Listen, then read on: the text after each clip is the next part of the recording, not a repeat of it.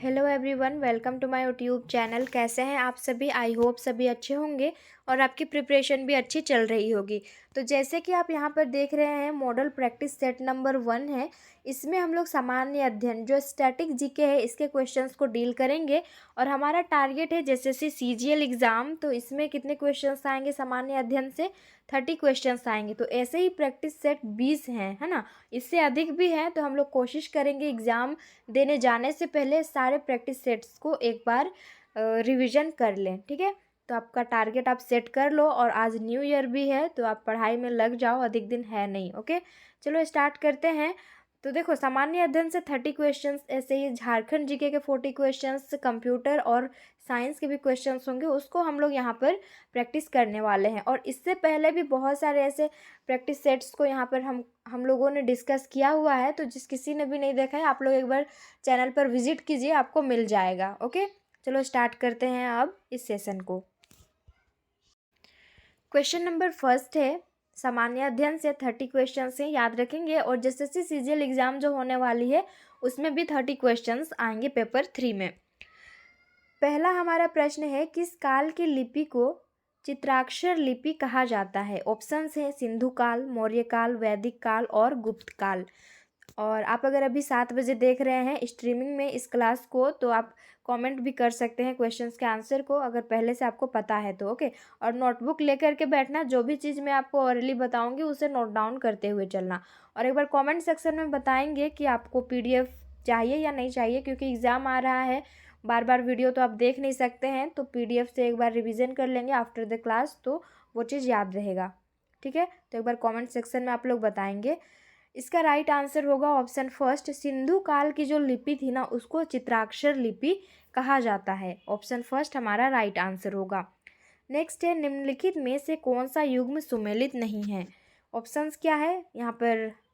देश और राजधानी से क्वेश्चन है ये। तंजानिया देश है, उसकी राजधानी डोडोमा है।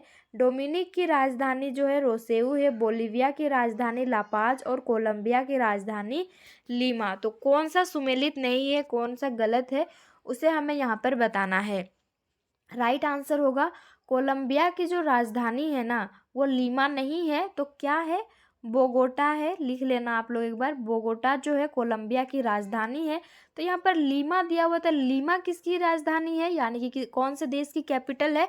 तो ये पेरू एक देश है, इसकी कैपिटल है लीमा। पेरू कहाँ पर है? तो साउथ अमेरिका में है।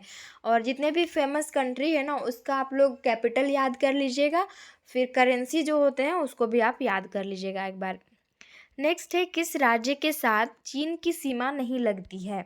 उत्तराखंड, हिमाचल प्रदेश, सिक्किम या फिर त्रिपुरा। तो चीन की जो सीमा है ना ये त्रिपुरा के साथ नहीं लगती है। त्रिपुरा असम के थोड़ा सा नीचे साइड में है। आप अगर मैप का क्लास कभी भी किए होंगे तो आपको याद होगा, या फिर नहीं है तो आप जहाँ पढ़ने बैठते हैं वहाँ पर मैप रखो, वर्ल्ड मैप एक रखना, एक भारत का और एक जो झारखंड राज्य से हैं तो झारखंड का, है ना। तो आप मैप देखते हुए पढ़ेंगे तो आपको जो ज्योग्राफी वाला सीन है आपको जल्दी याद हो जाएगा। तो देखो, त्रिपुरा जो है चीन के साथ सीमा नहीं लगाती है। त्रिपुरा राज्य के साथ चीन की सीमा नहीं लगता है। और चीन के साथ जो सीमा साझा करने वाला राज्य है ना, एक यूटी है जिसका नाम लद्दाख है, उसके बाद अरुणाचल प्रदेश है, देन आएगा उत्तराखंड है, यूके, हिमाचल प्रदेश है और सिक्किम है। तो ये राज्य जो है सीमा साझा करते हैं किसके साथ? चाइना के साथ। त्रिपुरा नहीं करता है। नेक्स्ट क्वेश्चन है, जयलक्ष्मी कप का संबंध किस खेल से संबंधित है? क्रिकेट, हॉकी, टेबल टेनिस या फिर पोलो।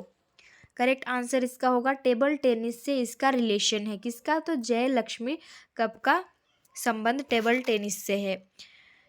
नेक्स्ट है, और इंटरनेशनल टेबल टेनिस एसोसिएशन की जो स्थापना हुई थी ये 1926 में की गई थी। और इस खेल का जन्मदाता यानी कि ओरिजिन कहाँ से हुआ था? तो ये इंग्लैंड से हुआ था। नेक्स्ट क्वेश्चन है 5 नंबर, सूची 1 को सूची 2 के साथ सुमेलित कीजिए तथा सूचियों के नीचे दिए गए कूट का प्रयोग कर सही उत्तर को चुनिए। तो यहाँ पर इस कॉलम में क्या हुआ, क्या लेखक का नाम है और इधर बुक्स, ऑथर और बुक्स का नेम दिया हुआ है। तो नवीन चावला जो है ये लेखक है, ऑथर है, राइटर है। और पुस्तक बुक क्या है? Mother Teresa. नेक्स्ट है लुइस फिशर, गांधी एवं Stalin, mother Teresa, down the memory lane, और अनीता देसाई, फास्टिंग। क्या है? फास्टिंग ही है, हाँ। तो राइट आंसर हमारा देखो यहाँ पर ऑप्शंस दिया हुआ है, तो करेक्ट आंसर जो है ना ये ऑप्शन सी होगा। एज इट इज जैसे दिया हुआ है वैसे ही करेक्ट है। तो स्क्रीनशॉट ले लो आप लोग और इसको क्लास के बाद में एक बार प्रैक्टिस कर लेना, नेम देखना और बुक का नेम क्या है। नेक्स्ट है मौर्यों के बाद दक्कन एवं मध्य भारत में सबसे प्रसिद्ध राजवंश था? पल्लव, चोल, सातवाहन या फिर वाकाटक। कौन सा राजवंश था मौर्यों के बाद दक्कन एवं मध्य भारत में सबसे प्रसिद्ध?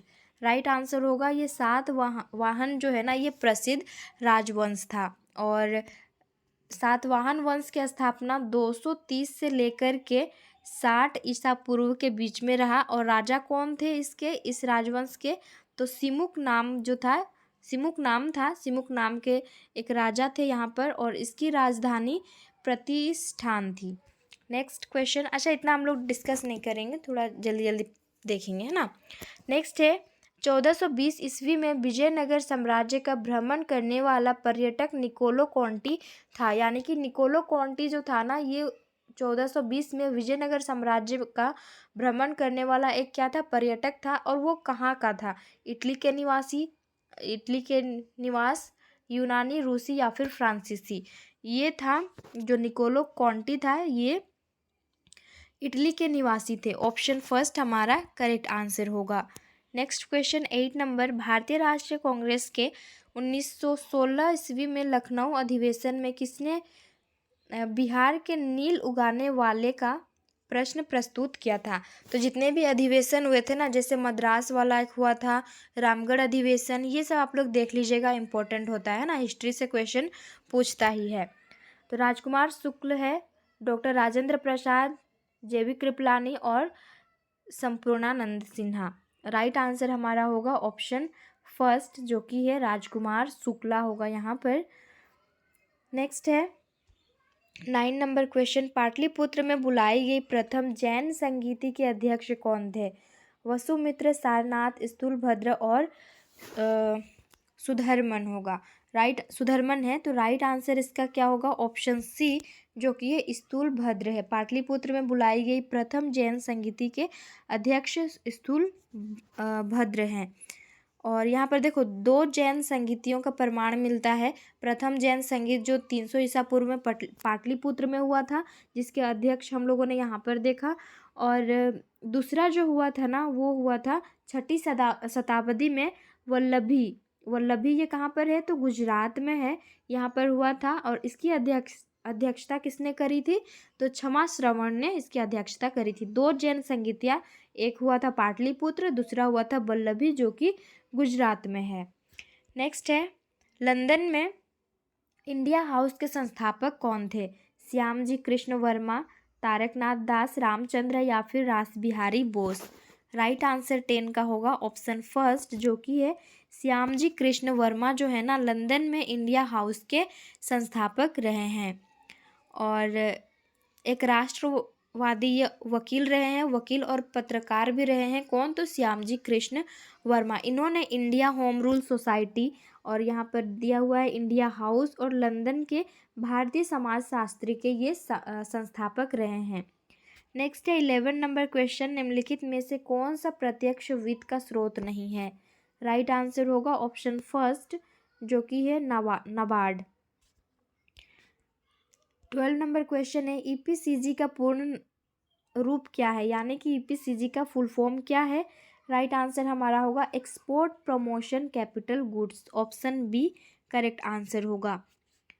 और ये क्या है? ये एक प्रकार का स्कीम है जो कि जितने भी जो निर्यातक यानी कि एक्सपोर्टर्स होते हैं ना, जो सामान को बाहर भेजते हैं, एक्सपोर्ट करते हैं, आने वाले समय में अतिरिक्त निर्यात करने की बाध्यता से छूट मिलती है, इसलिए ये स्कीम को लाया गया है। नेक्स्ट क्वेश्चन है 13 नंबर, भारत में न्यूनतम समर्थन मूल्य का निर्धारण कौन करता है? करेक्ट आंसर हमारा होगा ऑप्शन फर्स्ट कृषि लागत एवं मूल्य आयोग। अंतर्राष्ट्रीय विकलांग दिवस कब मनाया जाता है? अच्छा, आप लोग एक बार कमेंट करके बताएंगे विकलांग शब्द यहाँ पर सही दिया हुआ है क्या? इसके जगह पर और एक शब्द यहाँ पर प्रयोग किया जाएगा। ऐसे हम लोगों के जो प्रधानमंत्री हैं उन्होंने कहा था, और वो सही भी है ना। विकलांग थोड़ा सुनने में अच्छा नहीं लगता है, तो इसके जगह पर क्या यूज होगा, आपको अगर पता है तो कमेंट कर देंगे। तो अंतर्राष्ट्रीय विकलांग दिवस कब मनाया जाता है? राइट आंसर होगा यहाँ पर 3 दिसंबर को मनाया जाता है। निम्नलिखित कथनों में से कौन सा एक सही नहीं है? धन संपत्ति के मामले में राज्यसभा शक्तिहीन है। धन विधेयक की शुरुआत राज्यसभा में होती है। लोकसभा द्वारा पारित किए जाने के बाद राज्यसभा को 14 दिनों के भीतर विधेयकों को पारित करना होता है। राज्यसभा किसी धन विधेयक को पारित कर सकती है अथवा कतिपय सिफारिशों के साथ उसे लोकसभा को लौटा सकती है। तो यहाँ पर क्या पूछा है, कौन सा सही नहीं है? करेक्ट आंसर हमारा होगा ऑप्शन बी, जो कि ये धन विधेयक की शुरुआत राज्यसभा से होती है, ये वाला राइट नहीं है। तो धन विधेयक केवल लोकसभा में ही पेश किया जाता है, राज्यसभा में नहीं होता है। और धन विधेयक को राष्ट्रपति पुनः विचार के लिए लौटा नहीं सकता है। नेक्स्ट क्वेश्चन है 16 नंबर, भारतीय संविधान का अमल कब हुआ था? राइट आंसर होगा 26 जनवरी 1950 में भारतीय संविधान का अमल हुआ था। 17 नंबर क्वेश्चन है, किस सदन में अध्यक्षता करने वाला अधिकारी उस सदन का सदस्य नहीं होता है? लोकसभा, राज्यसभा, विधानसभा या फिर विधान परिषद? करेक्ट आंसर होगा ऑप्शन बी, जो कि है राज्यसभा। नेक्स्ट है 18 नंबर क्वेश्चन, भारतीय संविधान के किस अनुच्छेद के अंतर्गत लोकसभा में अनुसूचित जातियों के आरक्षण का प्रावधान किया गया है? ST SC के जो रिजर्वेशन है उसका प्रावधान किया गया है कौन से अनुच्छेद में? यहाँ पर आंसर की में अनुच्छेद 330 दिया हुआ है। तो राइट आंसर, एक बार आप लोग सर्च करके देख लीजिएगा गूगल में कि इसका आंसर क्या होगा। मेरे को थोड़ा सा डाउट लग रहा है, इसलिए मैं आपको यहाँ पर बोल रही हूँ। तो आप लोग इसका आंसर को एक बार गूगल में चेक कर लीजिएगा। नेक्स्ट है, सर्वोच्च न्यायालय का न्यायाधीश अपने पद से त्यागपत्र किसको लिखकर दे सकता है? 19 का राइट आंसर होगा ये राष्ट्रपति को लिख करके दे सकता है। 20 नंबर क्वेश्चन, राज्य लोक सेवा आयोग का अध्यक्ष किसके द्वारा नियुक्त किया जाता है?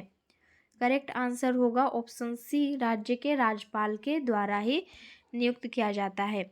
निम्न में से किस क्षेत्र में भूमध्य सागरीय जलवायु प्रचलित नहीं है? मध्य चिली, केप टाउन, एडिलेड या फिर पंपाज? राइट आंसर इसका होगा ऑप्शन डी, जो कि है पंपाज। भूमध्य सागरीय जलवायु जो है वह मतलब ये एक जलवायु है जो भूमध्य द्रोणी क्षेत्र में व्यापक होती है, बहुत ज़्यादा होती है। लेकिन ये पंपाज कहाँ पर है? तो अर्जेंटीना में है। पंपाज वाला जो क्षेत्र है उसमें भूमध्य सागरीय जलवायु प्रचलित नहीं है। Option D correct answer. Pochampad सिंचाई परियोजना स्थित है कोसी नदी पर, महानदी पर, कृष्णा नदी पर और गोदावरी नदी पर? राइट आंसर होगा ये ऑप्शन डी, गोदावरी नदी पर स्थित है। और ये कहाँ की परियोजना है? तो तेलंगाना की है। नेक्स्ट है, बेलाडीला जो है ना, ये कौन सा सुमेलित नहीं है बोल रहा है। तो बेलाडीला यहाँ मध्य प्रदेश में है, केमानगुंडी कर्नाटक में, सिंहभूम यहाँ पर झारखंड में, मयूरभंज जो है ओडिशा में है। तो मयूरभंज ओडिशा में है, सिंहभूम ओडिशा में है। अब हम लोगों को ये जो दो ऑप्शन है इसमें से एलिमिनेट करना होगा। तो बेलाडीला जो है ना ये कहाँ पर है? छत्तीसगढ़ में है। याद रखना, बेलाडीला छत्तीसगढ़ में है, मध्य प्रदेश में नहीं है। राइट आंसर होगा ऑप्शन फर्स्ट। नेक्स्ट है, भारत में सबसे महत्वपूर्ण लघु स्तर उद्योग कौन सा है? तो हथकरघा उद्योग है। कन्याकुमारी से सटी पहाड़ियाँ हैं, कौन सी पहाड़ी कन्याकुमारी से सटी हुई है? अन्नामलाई पहाड़ी, नीलगिरी पहाड़ी, कार्डमम पहाड़ी या फिर शेवाराय पहाड़ियाँ? करेक्ट आंसर 25 का होगा। आपको पता है तो कमेंट करते हुए चलो, ठीक है। राइट आंसर होगा अनाई मुड़ी के निकट इलायची, कार्डमम इलायची ही कहा जाता है उसको, अनाई मुड़ी के निकट में है वो कार्डमम की पहाड़ियाँ। ऑप्शन सी हमारा राइट आंसर होगा, जो कि कन्याकुमारी से सटी हुई है। होजागिरी भारत के किस राज्य का एक लोक नृत्य है? उत्तर प्रदेश, गोवा, कर्नाटक या फिर त्रिपुरा? राइट आंसर होगा 26 का ऑप्शन डी, जो कि है त्रिपुरा। होजागिरी भारत के किस राज्य का लोक नृत्य है? तो त्रिपुरा। नेक्स्ट है, निम्नलिखित भारतीय नर्तकियों में से कौन भारतीय इतिहास की पहली महिला थी जिन्हें राज्यसभा के सदस्य के रूप में नामित किया गया था? राइट आंसर होगा 27 का ऑप्शन फर्स्ट, रुक्मणी देवी अरुंडेल।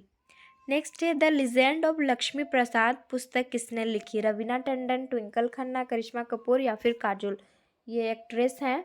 तो द लीजेंड ऑफ लक्ष्मी प्रसाद किसने लिखा है? 28 का राइट आंसर ट्विंकल खन्ना होगा, ऑप्शन बी। नेक्स्ट है, देश के पहले वैदिक थीम पार्क का उद्घाटन हाल ही में कहाँ पर हुआ था? महाराष्ट्र में, बिहार, मध्य प्रदेश, उत्तर प्रदेश? तो यहाँ पर कौन सा पार्क बोला है? देश के पहले वैदिक थीम पार्क, ये उत्तर प्रदेश के नोएडा जगह है। यहाँ पर इसका उद्घाटन किया गया है और योगी आदित्यनाथ द्वारा, जो उत्तर प्रदेश के ये सीएम हैं, तो योगी आदित्यनाथ के द्वारा ही उद्घाटन किया गया है। और इसका नाम जो है ना, वेद वन पार्क अभी रखा गया है। नाम चेंज करके वेद वन पार्क रखा गया है। लगभग इसको बनाने में 27 करोड़ रुपए यहाँ पर लगे हैं, लागत जो है इसका। नेक्स्ट है, यूनाइटेड वर्ल्ड रेसलिंग UWW द्वारा किस देश के कुश्ती महासंघ की सदस्यता को निलंबित कर दिया गया है? पाकिस्तान, भारत, नेपाल और बांग्लादेश? राइट आंसर होगा 30 का। तो यहाँ पर बोला है कि यूनाइटेड वर्ल्ड रेसलिंग से। Correct answer is option b, जो कि है भारत। 30 क्वेश्चंस यहाँ पर कंप्लीट हो जाते हैं और यहाँ पर 16-17 मिनट हो गया है, लेकिन नेक्स्ट टाइम से हम लोग इसको कम टाइम में ही प्रैक्टिस करेंगे। हम लोग बस इसको एग्ज़ाम पैटर्न को देखेंगे कि किस तरह से क्वेश्चन पूछा जाएगा, क्वेश्चन लेवल को। और आप लोग तो पहले से तैयारी कर ही रहे होंगे, तो आपकी तैयारी अच्छे से यहाँ पर हो जाएगी। ओके, और इस सेशन को अपने दोस्तों में भी एक बार शेयर कर देना ताकि उन्हें भी हेल्प हो सके। और चैनल पर विजिट करते रहना, क्योंकि झारखंड जीके, साइंस, कंप्यूटर के क्वेश्चंस को भी यहाँ पर हम लोग डिस्कस करने वाले हैं। ठीक है, तो मेरे पास 2 बुक है, तो दोनों जो प्रैक्टिस सेट है, दोनों में 20-20 प्रैक्टिस सेट है। तो 40 प्रैक्टिस सेट को हम लोग, ये जो 28 डेज है ना, 28 भी नहीं है, एक दिन तो अभी चला गया और एक दिन एग्ज़ाम होने वाला है, तो 26 डेज़ में कंप्लीट करने की पूरी कोशिश करेंगे। आप लोग सेशन को भी शेयर कर देना और लाइक भी कर देना, ताकि मुझे भी मोटिवेट सा फील हो आप लोगों तक क्वेश्चन पहुंचाने में। और तैयारी करते रहो, सब बढ़िया होने वाला है। ओके।